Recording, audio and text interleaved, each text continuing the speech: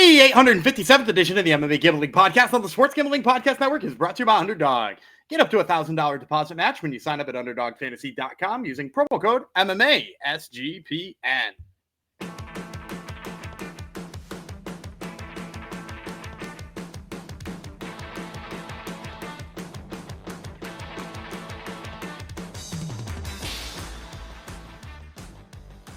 Howdy ho, DeGenerinos. Welcome to episode 857 of the MMA Gambling Podcast, the Sports Gambling Podcast Network, dedicated to the Dagestani Handcuff, one of our friends in the Discord. He's the gentleman who is reminiscing about old, long ago pick that Gumby made that hit. So there you go. This goes out to you. I am not Gumby. I am, as you can see if you're on YouTube, I am Christian Soda, Jeff Fox. I don't even know if I said that last episode, but that is who I am. Today is the second part of our UFC 317 breakdown. Today's all about the main card and our fancy plays at the end. Not much consensus on the prelims. Hardly any consensus between Gumby and myself. What do you think about the main card, Gumby? Vreeland? Are we going to lock up here or not? I'll lock up on a lot of these. I'll be honest. I'm looking over at the sheet where I write down my picks because I have them on paper. I'm an old school guy. There's one fight I still haven't made a pick on yet, which is almost never true of me. Like I think maybe I've done this one other time before we've come to air. And this time I'm going to use every possible second I have to make a decision on that fight. Feel about it and how weird I feel about it. But yeah, a lot of interesting fights on this one for sure. Excellent. Yes, definitely should be a fun pay-per-view. Obviously, the UFC does not care about it because they have flyweights in the second and third fight from the top, so they don't care, right? Either that or secretly that's all of the best fights. And they're slowly realizing that it brings entertainment value. We know it, but yeah, hopefully maybe they have finally clued in as well. No, we just need your other co-host to clue in, and then everyone will be on board. Let's tell you about we're always running contests here at the SGPN network. We got a NASCAR one going on for the NASCAR's in-season tournament. It's a free contest, so head over to sportsgamblingpodcast.com/NASCAR contest for your chance to win a $200. That's $200 gift card, and make sure to subscribe to the NASCAR Gambling Podcast. Those guys are always hitting plays. I don't follow NASCAR, but I've always seen them hitting winning plays. So maybe I should just tail them blindly and not bother watching people drive around in circles. Who's to say? UFC 317, Topuria versus Oliveira is this Saturday night in the T-Mobile Arena in an octagon with 5 fights we're going to cover today. If you want the prelims, 7-fight prelim, that was yesterday. And like I said, Gumby and I could not agree on things. So choose your side after you check out that episode. We're talking to 10 p.m. start time as per usual, pay-per-view as of now. Hopefully that changes with the new. I don't like this Dana White talk about, we may be at like 4 different streaming options. You knew it was going to happen. Yeah. You know what's going to happen. That's what the NFL did. The NFL, now you're going to watch something on Prime. And, even... I wanted to pull up a baseball game the other day. I've got the season package. I can see every single baseball game across the league. I got to watch one on Apple TV, which I don't have all of a sudden. Yeah, like you knew he was going to go that route when the big leagues do. So, Yep. So maybe we'll reminisce about the good old days of having to pay $70 for a pay-per-view. But nonetheless, let's kick things off with a bantamweight fight. This another possibility for fight of the night. Payton Talbott, United States versus Felipe Lima, Brazil. Are you kind of sad that they're matching these two up already? No, I love it. All right, let's dive into it. One of them I think is a better prospect than the other. Yeah. We'll tell you about Talbott first. Payton Talbott, 9-1, 7 knockouts, 1 submission. He's never been finished in a fight. 3-1 in the UFC. He lost his last bout to that crafty veteran Raoni Barcelos. Went 1-0 on the Contender Series, regional champion, 4 inches height, 2 inches reach over Lima. We're active landing strikes in Lima. He's outstruck his opponents by almost 3 strikes a minute, 2.98 strikes per minute, plus 163. Jungle Boy, Lima, 14-1, 4 knockouts, 3 submissions. He's been submitted once.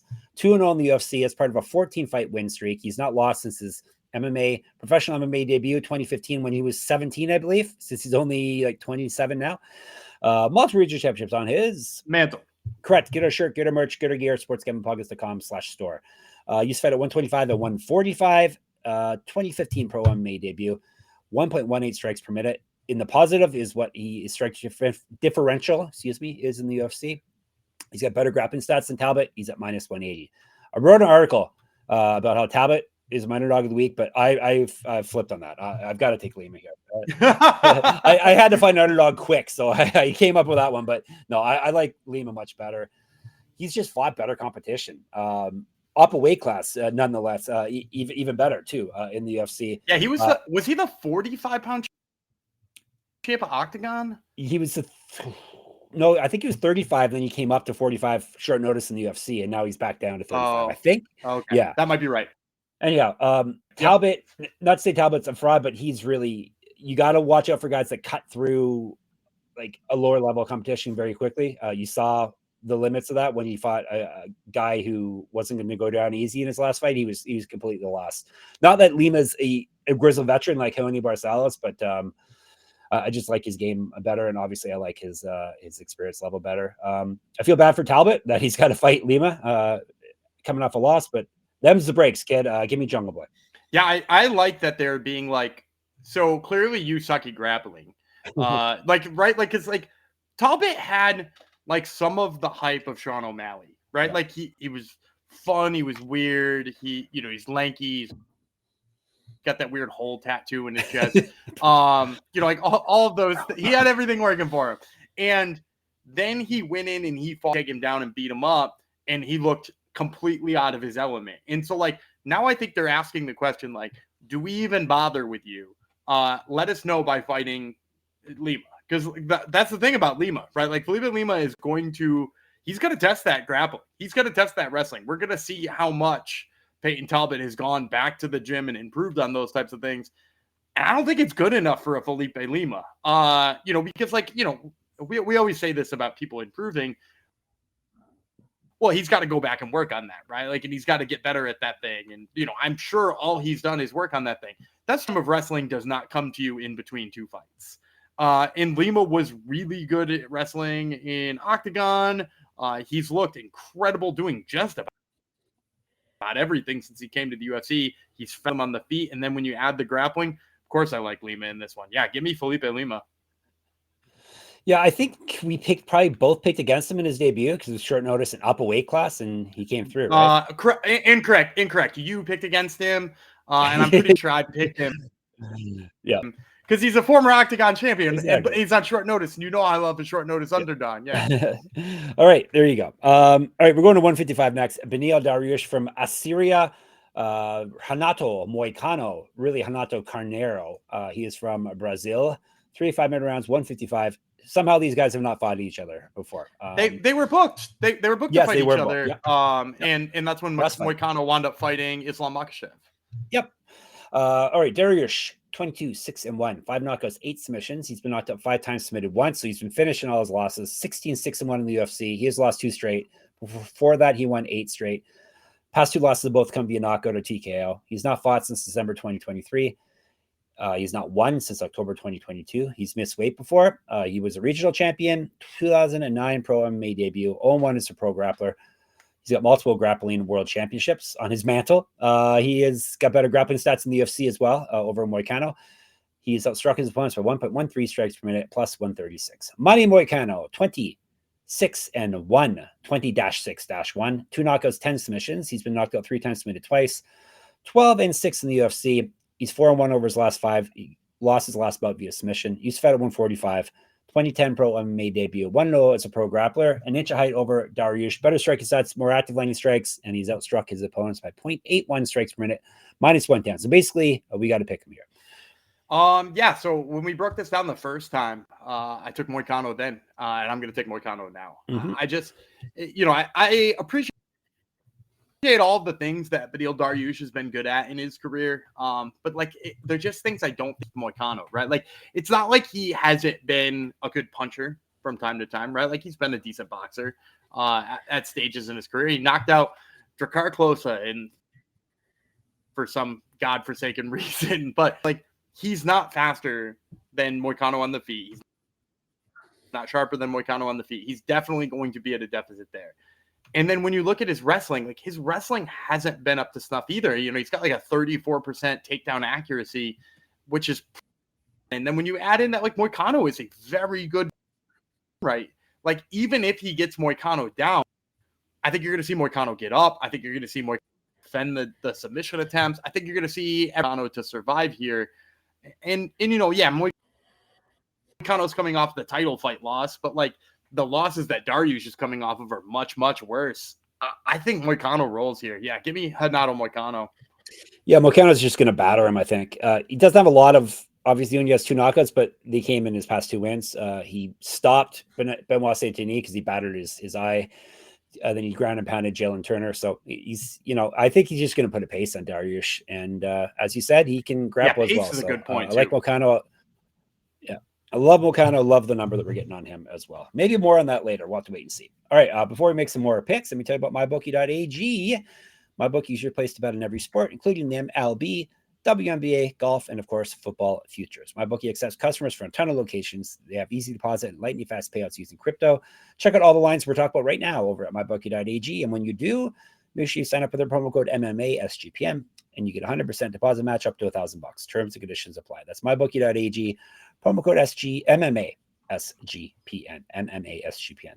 And Circa's Ultimate Fantasy Football giveaway is still on for a few more days. Circa Resort and Casino in Las Vegas is giving away the ultimate fantasy football experience for a 12-person league to draft in Vegas and be treated like VIPs for their stay. You get a limo ride from the airport, a $5,000 tab for a stadium swim, and a hotel stay for you and your 11 league mates. And you can always get 15% off at all the Circa properties with promo code SGP15. This is your last chance to enter the Circa Ultimate Fantasy Football giveaway. Do it by going to sportsgamblingpodcast.com/circa. That's sportsgamblingpodcast.com/CIRCA. All right, we haven't hit the fight yet where you don't have a pick for it, right?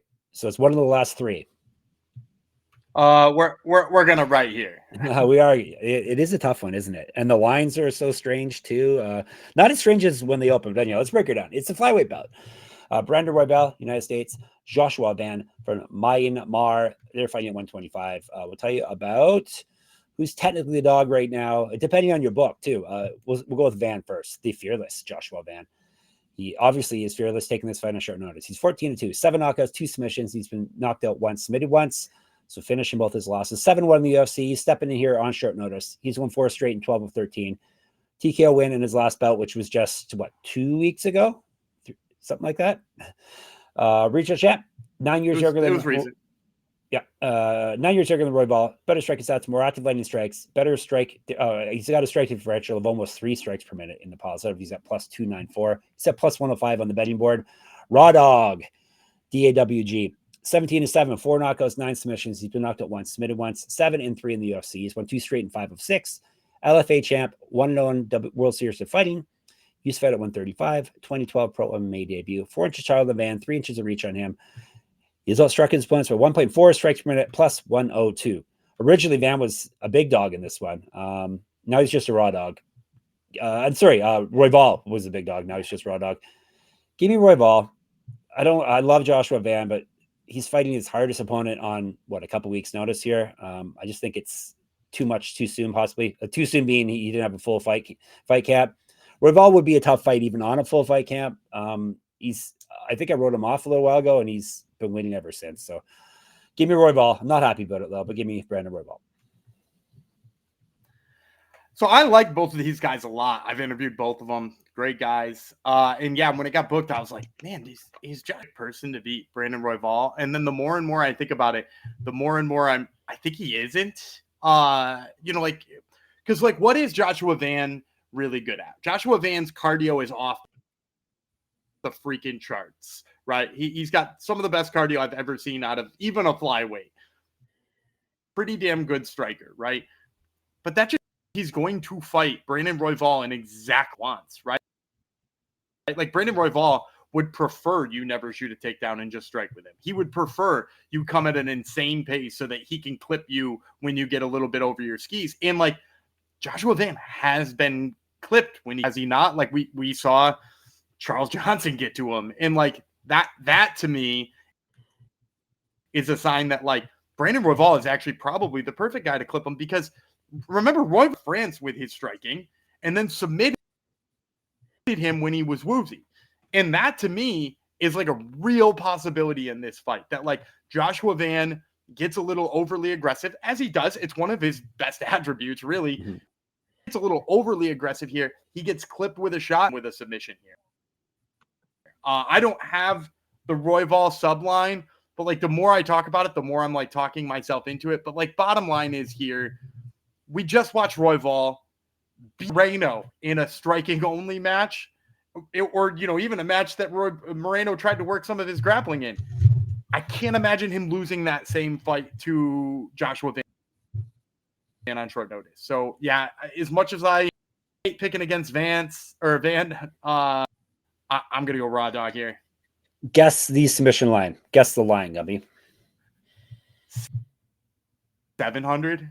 850. I'm in. Yeah, I'm in. I'm in. You convinced me. I'm in. Royval via submission is it? All right. Our next fight, co-main event, is for some gold. The UFC Flyweight Championship. Alexandre Pantoja is the champ from Brazil. He's fighting Kai Kara France from Australia. 5-minute rounds if they need it. I will tell you about the challenger first, as per usual. Don't blink. Kai Kara France. Isn't he from New Zealand? Isn't he a New Zealand guy? I think you're right. I think I screwed that up. I'm going to get hate from, yes, he is from New Zealand. Their flags are too similar, Gumby. Boom. KKF, don't blink. 25-11 with 1 no contest, 12 knockouts, 3 submissions. He's been knocked out 3 times, submitted 3 times. 8-4 in the UFC, 1-2 over his last 3, 4-2 over his last 6. TKO win in his last bout. Has not lost since June 2023. He's fought at 135, 1-1 in the Ultimate Fighter. Regional champ, 2010 Pro MMA debut. 2 inches reach over Pantoja, 3 years younger, better striking stats, more active landing strikes, and he's outstruck his opponents by 1.34 strikes per minute. He's at plus 220.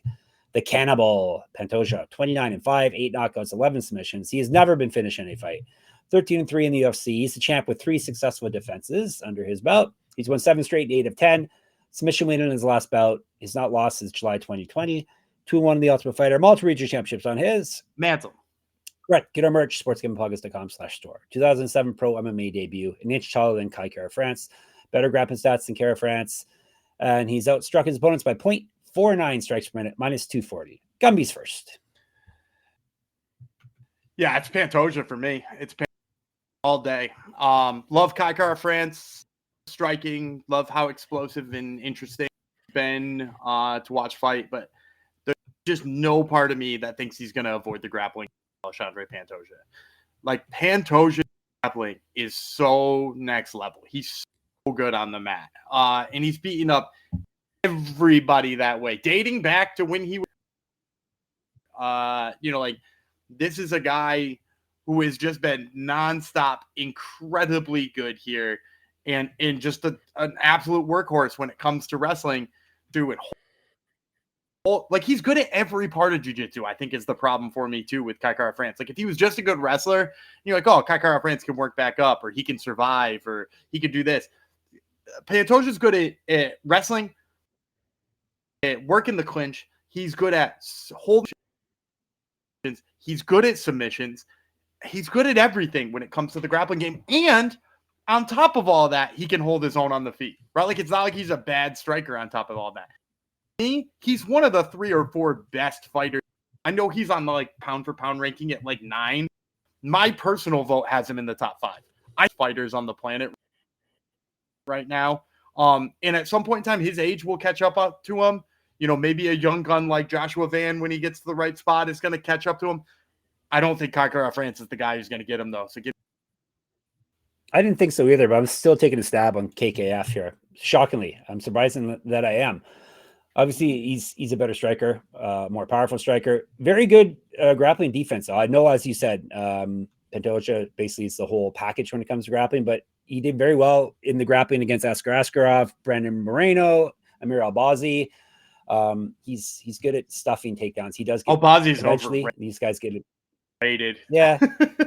But still, I'm taking a stab here. At plus 220, I think it's worthy of a stab because, like you said, age and wear and tear. It's not like Pantoja's gone untouched over his career either. He's eaten quite a few. I think eventually he's going to catch up to him. So maybe it'll be this week. I'm taking a stab on Kai Kara France here. All right, we're going to get to our main event in a moment after I tell you about Underdog Best Ball Mania. It's happening right now. And it's happening all summer long. Giving away $15 million in prizes, including a 200. I almost gave away all their money. A $2 million prize to first place. No waiver wire, no arguments about trades. Best ball is the best way to play fantasy football. Underdog also is a great place to play pick'em, as we'll tell you right now, because Gumby's going to give you a winning pick'em play. Yeah, I'm going to take the higher than on Ronald Acuna's Thursday total bases against the Mets. He's been hitting homers faster than you can count him. He's actually been stealing bases too. You could probably play the higher than on his stolen bases, but decimating the Mets. So let's take the higher than on Ronald Acuna's total bases. All right. Take that and take our code MMA SGPN and claim your special pick and first time deposit offer up to $1,000 in bonus credits. Underdogfantasy.com, promo code MMA SGPN. And you've heard us talk about Rhythm before, and they just dropped a game-changing feature called Power Trends. These are AI-detected patterns where Rhythm's model has consistently won and has a high ROI. Take a strikeout prop that wins 59% of the time when the line and win probability hit a certain range. Power Trends are updated daily and exclusive to Rhythm. No touts, no noise, just clean data-backed bets. Download the Rhythm app, check out Power Trends, and start betting smarter. You know we will be. But you say the Power Trends are telling you that to fade the Braves starting pitcher strikeouts, though, right? Yeah, they have lately, and it bums me out. But hey, any way you can make money, right? Yep. If you whatever it takes to make some moolah. All right. So check out Power Trends for yourself. You can do it free with a 7-day free trial. sportsgamblingpodcast.com/rhythm. That's RITHMM. All right, main event.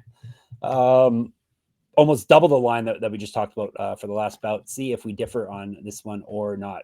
This is for the vacant. We don't have to ask why it's vacant because Islam went up. The UFC vacant lightweight championship. I am still bummed that this fight is happening. They basically UFC. I know it wasn't really their choice, it seems, but they gave away a super fight for a couple of fights that don't really need to happen. But nonetheless, it's happening. Ilia Topuria cannot. I don't think it was in there. I don't think it was in their choice. I'm decided I'm out of here, and so like even they weren't going. Yeah. To. I think they botched it by not putting Gaethje in there with Topuria, though. That's how I think they botched it. That would be a lot. That would be very fun. Not that Charles Oliveira is a boring fighter, but he is fighting. He's from Brazil. He's fighting Ilia Topuria from Georgia. They are fighting for the vacant belt, 5-minute rounds, 155. The former champ Do Bronx is 35-10 with 1 no contest, 10 knockouts, 21 submissions. He's been knocked out 4 times, submitted 4 times, 23-10 with 1 no contest in the UFC. And like I said, he's a former champ. Lost win over his last 4, 13-2 over his last 15. He used to fight at 170 and 145. He missed weight twice at 155, 4 times at 145. 2008 pro MMA debut. He's a BJJ champion. 3 inches of height, 5 inches of reach over Topuria. He's outstruck his opponents by 0.19 strikes per minute, plus 380. El Matador, do you know he has a new nickname too, Gumby? La Leyenda, the legend. The legend? Yeah. Don't like that. Yep. Like that. He's 16-0, 6 knockouts, 8 submissions. This is, of course, Topuria. Talk about 8-0 in the UFC. He used to be the 145 champ. Now he's moving up. He's won 2 straight fights via knockout. He used to fight at 135 and 145. Missed weight before at 135. Now he struggles to make 145, so he's definitely growing. Regional champion. Used to fight. He's been fighting, professional MMA since 2015. 8 years younger than Oliveira. More active landing strikes than Oliveira. He's outstruck his opponents by 0.85 strikes per minute. He's at minus 425. I do not like this line. I am taking Topuria, but there's still a lot of question marks with him moving up and fighting a guy who's going to be way bigger than him. He's answered any question posed to him in the past, but like I said, this is a bit of an ask. He's catching Oliveira on the downside of his career, which is a positive for him. And he's not a guy that hits like Gaethje, like we were just talking about. So you think he should be safe on the feet, but he's a crafty guy, that Oliveira. So I am taking Topuria, the youth, the explosiveness. He's good everywhere. But I'm not taking him at this line in real life. Yeah, I'm probably not taking this line either, but I actually don't think it's all that far off. I think if you asked me to probabilistic line this fight, I think I'd probably say negative 325 or something like that. I don't think the books are that far off here. Because look, I know Topuria is a good boxer, but he's usually a good boxer because he can make you fear his grappling, right? That's how he beat, what was it, Michael Chandler, right? Michael Chandler was worried about the jiu-jitsu and he got clipped. And he's beaten other people that way too. Did he beat, that's how he beat Dustin Poirier, right? That's great and all, but is he gonna out? I don't think. think so. I don't think that's a path for him. So, like, as a result, like, Topuria, I think deep down knows this can just turn into a striking match. And when it turns into a striking match, one of these guys is much faster. And it ain't Charles Oliveira. So, yeah, I'm going with Ilia Topuria. I think he's just too fast, too good. And even coming up a weight with the size disparity, I think there's somebody who might be able to take advantage of that, somebody who might exploit it. That somebody might be Justin Gaethje. But, like, I don't think it's Oliveira. Maybe that's next. Apparently, Gaethje is insisting on a title shot next, or else. So he probably should get it though. All right, let's recap, and we'll get you our special plays at the end here. Both have Topuria. Yes, Pantoja have Kaikar France as my big swing. Both have Royval. Both have Moicano. We both have Lima. So a lot more consensus on this here fight card than on the prelims. All right, we are talking locks. We are talking dogs. We are talking props, and we're either talking a parlay or a round robin. Gumby, I think, gets to kick it off first this week with his lock. I do, and then I'll tell you yours right before. Okay. So we'll start with. I give hints, so yeah. We'll start with mine. My lock of the my lock of the week is going to be Tracy Cortez. I like the physicality there. The number's a little high, but I still think she's the best for a lock. And just going to take Money Moicano. Correct. At the lock of the week. Yep. So we locked you in Cortez, and then from. A little bit of a lag here. That's okay. Cortez minus 225, and then we got Moicano minus 110. All right, dog time. All right, so for my undertake, I'm gonna take Guzzi Hines. I'm the striker in that case, and he's got a big old number, so I believe that was plus 290. And then for Jeff's dog play, he's gonna take Hyder Emil. Yeah, dogs aren't usually too difficult with me because this is another week where I don't have too many. You're right. I'm taking Hyder Emil at plus 140, and you're taking Hines at plus 260. All right, see if Gumby gets my my prop too. That's harder to guess usually. It's usually the only one I botch. So for my prop, I'm going to take Alexandre Pantoja by submission. I know Kaikar France has got the defense for it, but he's got 25 minutes where he's going to be having to play defense. Pantoja by submission. Betting plus 200. So I like that one. Can I step? I think you're going to go. I'm going to say Felipe Lima by submission. You got it partially right. Felipe Lima via decision. I think this one's going in the distance. Plus 132. Oh. There you go. So Cortez Moicano. I don't think it's going the distance, and that's where we're going to get in the hungry man. So all right. Cortez Moicano locks. Hines Emil dogs. Pantoja sub Lima decision are the locks. Hungry man Jong what? We're just going to go with a parlay today. I got two lines that I liked on the props. Some of the problem here being announced later. I haven't seen a lot of these props hit the books yet. Like Guzzi Hines by submission. I'm super interested. I just don't know what that line is going to look like yet. Same with Jackson McVeigh by submission. Books just haven't come up with that yet, being that they're new and they're got their feelers out. So the that are out that I like. I'm going to start with Felipe Lima. As I said, I like him by submission here. The submission line him to be the first one to put Payton Talbott away. 400, and I know that's steep, but first of all, we're going to get 10-1 odds on any parlay. Yeah. You're going to a pretty steep one, but he's got the ability to hurt him and sub him. I just so many ways he could pick up this submission. So Felipe Lima by sub is the first half. The second half, I'm going to Hansen by decision. I think he's going to make the fight with RoboCop so boring. I think he's going to make it awful. It's not going to be fun in any way, shape, or form. But the decision prop on Jack Hermanson is plus 10. So you're going to get his, almost there in what I think is the most likely way for him to win the fight. So when you put Jack Hermanson by decision together with Felipe Lima by submission, you're going to get plus 1950.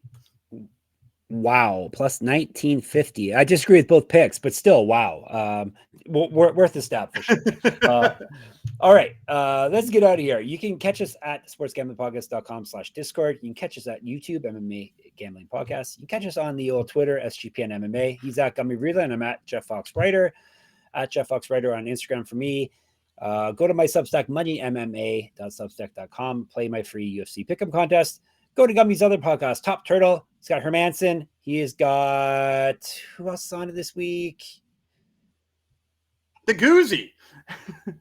The Goo, right. How could I forget the Goos? So check out Top Turtle MMA. And of course, sportsgamblingpodcast.com, sportsgamblingpodcast.com/store, sportsgamblingpodcast.com/Patreon. Gumby, get us out of here. All right, I'm Dana Gumby Vreeland. He's Goozy, Jeff Fox, and we Monday.